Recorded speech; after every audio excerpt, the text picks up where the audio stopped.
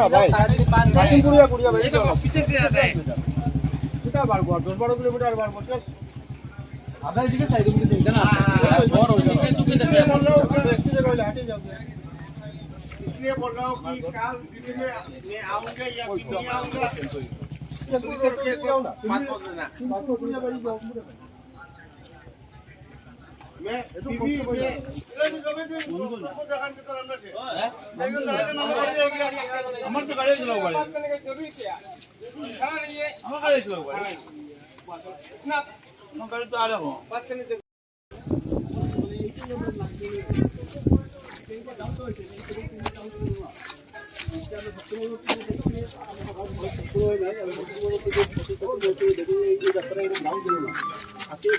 জল লেভেলটা আপনারা দেখে রেকর্ডিং করেন জল লেভেলটা রাত্রে পৌঁছে এই রাস্তার উপরে জল সাইডে যারা মাটি ফিটিং করেছিল তার মাটিগুলো গার্ড ওয়াল নিচে নেমে গেছে এবং এখানে কি দেওয়া হয়েছে লাল মাটি দেওয়া হয়েছে লাল মাটিতে রাস্তার প্রোটেকশন হয় এখন এখন এখন আজকে যে পরিস্থিতি ভয়াবহ পরিস্থিতি আজকে এখানে আতঙ্কে লাখ লাখ ফ্যামিলি এই শিববাড়ির এই পোর্শনে লাখ লাখ ফ্যামিলি আছে এরা আতঙ্কে আছে এই আতঙ্কের মানুষের যে এখানে যে মানুষ জমাতে হচ্ছে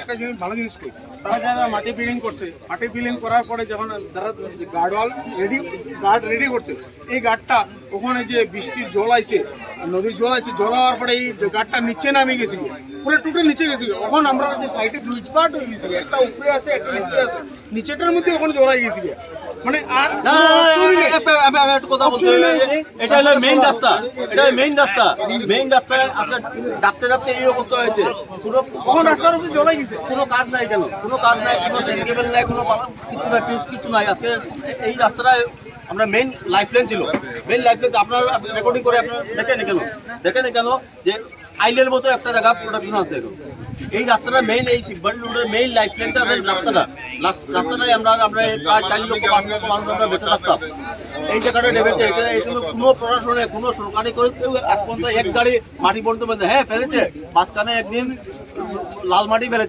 ফেলার পরে আজকে আমি একটা কথা বলি এই সামনে একটা পরমানন্দ স্কুল আছে পরমানন্দ ক্লাস 8 এর একটা ছেলে টুকটুকি পড়ে ওর কপাল ফেটেছে এক মার এক ছেলে কে দেখবে ওকে কপালটা বেটেছে এই রাস্তা টুকটুকিতে ফেলে কিছুক্ষণ আগেও দেখলাম এখানে পুলিশ প্রশাসনের কর্তারা তারাপুর যে আউটপোস্ট রয়েছে সেই আউটপোস্টের কর্তারা এখানে ছিলেন ভারী যানবাহন বা ট্রাক এখানে বন্ধ করে দেওয়া হয়েছিল তার পরবর্তীতেও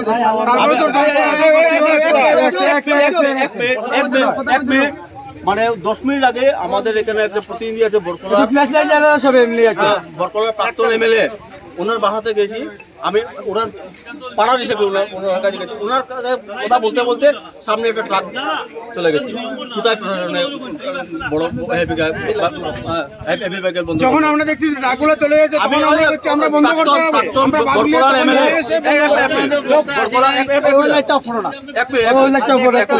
বরকলার প্রাক্তন এমএলএ এর কাছে আমরা গেছি আমরা বিচার চাইছি কারণ উনি আমাদের পাড়ার প্রতিনিধি তখন প্রাক্তন হয়েছে আমার পাড়া ওনার কাছে গেছি ওনার সঙ্গে গল্প করতে মাঝে একটা বড় গাড়ি গেছে আমরা ওনারা দেখে গেছি আমার কাছে পার্থ দাস করে আছে হে লাইট দিয়ে দেখে যে দেখো বড় গাড়ি যাচ্ছে কোথায় বড় গাড়ি বন্ধ বড় গাড়িটা আসছে এন্ডিগুলো থেকে। আচ্ছা, এই যে আরেকটা, এই যে জায়গাটা দুটো ভাগ হয়ে গেছে, আমরা দেখলাম একটা পোর্শন উঁচু, একটা পোর্শন নিচু, যেটা নদীতে ডেবে যাচ্ছে। এমন অবস্থায় আপনারা দাবি জানিয়েছিলেন এখানে মাটি টাটি ফেলানো। আমরা প্রতি বছর মানে ইলেকশন 15 দিন আগে আমরা এটা বন্ধ করেছিলাম। বন্ধ করেছে গেলাম, আমরা বন্ধ এমনি করি নাই। একটা টুকটুকি 3টা টুকটুকি পড়ে মানুষ অ্যাক্সিডেন্ট হয়েছে, এখানে বন্ধ করেছে, পাবলিক মিলে বন্ধ করেছে। অর্থাৎ এখন যদি জল প্রায় সমান হয়ে যাচ্ছে, এই অবস্থায় জলটা যদি বাড়ে আপনারা কি আশঙ্কা করছেন? আমাদের এখানে 4 থেকে 5 লক্ষ ফ্যামিলি আছে, এরা ধ্বংস হয়ে যাবে। যার জন্য এখানে আমরা কোনো সব পাবলিক এসেছে। উনি কি বলছেন? আমি একটা বলছি, কিন্তু নিচের পাটটা এখন জলের নিচে চলে যাচ্ছে। যদি বড় পাটটা ভেঙে যায় তখন তো ওইদিকে জল ঢুকে যাবে, তখন এই এলাকাটা কি থাকবে? সবচেয়ে বড় একটা বলতে হবে, এখানে 2 পাটের ব্যাপার না, একটাই পাট, রাস্তাটা এতদিন পরে চালু হয়েছে। রাস্তাটা 2 পাট হয়েছে, এটা মেইন রাস্তাটা, যে ডাউনটা হচ্ছে মেইন রাস্তাটা কেনে অতদিন থেকে সেনকেবেল বাদ করা হলো না কেন? আজকে এটা মেইন রাস্তা। আজকে এটা সেই দিন আগে ইলেকশনের আগে বন্ধ হয়েছিল, বন্ধ হওয়ার সময় 2টা জেসিবি এসেছিল। তারা কি বলছে? তারা বলছে যে এই যে ছোট একটা রাস্তা আছে, এটা কেটে সমান করবে। আমরা বাধা দিয়েছি, এটা করবেন না, যাতে আমরা যার জন্য আমরা বর্তমানে 1% সেফটি আছে। আমরা 1% সেফটি আছে। 99% আজকের দিনে আমরা বন্ধ করতে এই কারণে বারণ, কারণ আমরা যে 2 পাট হয়েছে রাস্তাটা, এই রাস্তাটা নিচের পাটটা কি হয়েছে, এখন জল এসে গেছে, বরাক নদীর জল আমরা রাস্তার মধ্যে এসে গেছে। তারপরে আমরা যখন দেখলাম যে এটা বন্ধ করতেই হবে, এখন যদি বন্ধ না করতে পারে, নিচে যদি গাড়ি চলে যায় তারপরে এটা ভেঙে যাবে। আর নিচে দিয়ে নিয়ে এই মুহূর্তে দাবিটা কি? আমাদের দাবি মানে আমাদের এখানে বড় গাড়ি বন্ধ করে দিয়ে ছোট গাড়ি যারা আসছে তাদের আমরা ওয়েলকাম করছি, ওরা চলে যাবে। কিন্তু বর্তমান যে রাস্তাটা আছে, বর্তমান রাস্তাটা প্রশাসন কোথায়? প্রশাসন আজকে যে জলটা বাড়ে যায়, কন্টিনিউ সকাল থেকে কন্টিনিউ বাড়ছে। এই যে এই ছোট, যদি কোনো অঘটন ঘটে যায় তখন কে দেখবে? একটা যদি আপনারা পুলিশ প্রশাসনের পাহারা চাইছেন এখানে? 100% চাইছি। আচ্ছা, পুলিশ প্রশাসন পাহারা করবে, পুলিশ প্রশাসন গাড়ি বন্ধ করবে, কিন্তু জলটা অতিরিক্ত হয়ে যায়, পুলিশ প্রশাসন কি করবে? আমি কেন পুলিশ প্রশাসনকে বলবো? পুলিশ প্রশাসনের কি দায়িত্ব নেই এটা, যে এখন এরকম কি পজিশন আছে ওটা দেখার? আমি কেন বলবো? আমি এটা বলতে চাই, জলের যে জলটা যদি বাড়িটা ক্রস করে জল চলে যায়, পুলিশ প্রশাসন কি করবে? প্ল্যাটফর্মটা কোথায়? আজকে ওরা আধা ঘন্টা আগে ওরা সামনে এসে গেল, কিন্তু শিববাড়ির সামনেটা যেটা আমরা সিঙ্গিং জোন আছে, ওরা তো দেখতেই আসলো না। আমরা আপনারা দেখলেন, আপনারা দাবি জানালাম, দাবি রয়েছে এটা আপনাদের তুলে ধরলাম। এটা হলো তারাপুর রেল স্টেশন এবং সোজাসুজি যে নদীটা দেখতে পাচ্ছেন সেটা বরাক, এবং এই হলো একদম কাছের যে জায়গাটা, অর্থাৎ 1 থেকে 2 থেকে 2.5 ফুট যদি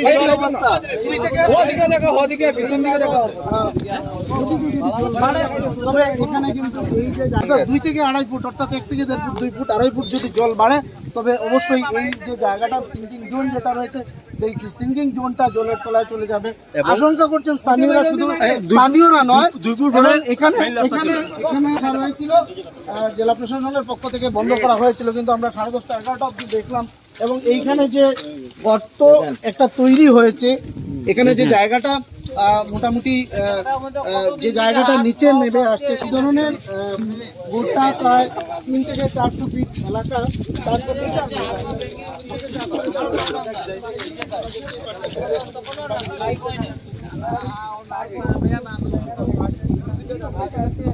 জল এখানে উঠে আসে